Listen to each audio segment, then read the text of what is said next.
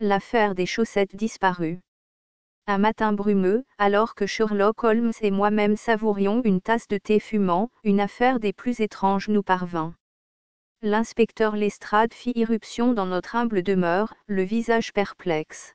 « Mon cher Holmes, vous devez absolument m'aider » s'exclama-t-il en agitant un journal froissé sous mon nez. « Des chaussettes disparaissent mystérieusement dans tout Londres. » Holmes leva un sourcil, perplexe. « Des chaussettes, dites-vous ? » »« Oui, des chaussettes, Holmes.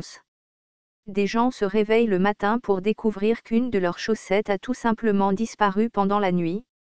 Les victimes sont laissées avec une chaussette orpheline et un sentiment d'effroi insoutenable. » Holmes émit un petit rire étouffé derrière sa tasse de thé. « C'est donc cela, l'affaire qui vous tracasse, Lestrade.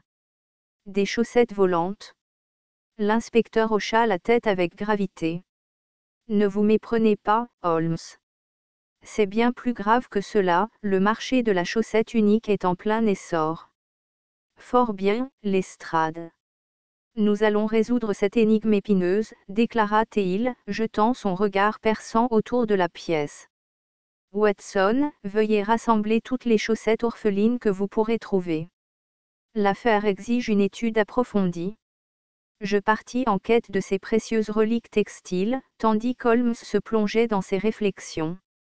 Après plusieurs heures d'examen minutieux, j'aperçus quelque chose d'extraordinaire. Les chaussettes orphelines étaient toutes de couleurs et de motifs différents, comme si elles avaient été abandonnées par leurs partenaires pour de plus excitantes aventures.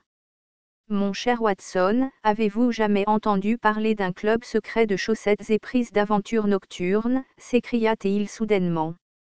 Je clignai des yeux, déconcerté. « Un club de chaussettes, Holmes. Cela ne figure pas dans mes connaissances. Et pourtant, Watson, il existe un endroit où les chaussettes se réunissent dans l'obscurité pour échanger des histoires de leur journée et de leur périple, avant de s'éclipser furtivement à l'aube. Où diable cela pourrait-il être, demandai-je, perplexe. La sécheuse, mon cher ami. La sécheuse est la scène de ces escapades nocturnes. Les chaussettes profitent de l'obscurité pour se rencontrer en secret, mais il arrive parfois qu'une chaussette soit tellement captivée par les histoires d'une autre qu'elle oublie son propriétaire humain et reste là, prisonnière des limbes de l'électroménager. » Lestrade nous regarda avec incrédulité, mais Holmes poursuivit son raisonnement. Le véritable coupable, dans ce cas, est la puissante combinaison de chaleur et de tourbillon de la sécheuse. Elle engloutit une chaussette tandis que l'autre parvient à s'échapper, laissant derrière elle une chaussette orpheline. Lestrade resta sans voix, puis finit par éclater de rire. « Holmes, vous avez résolu l'affaire des chaussettes perdues. » Je souris en signe d'approbation. « Il faut parfois défier l'évidence pour découvrir la vérité, mon cher Lestrade.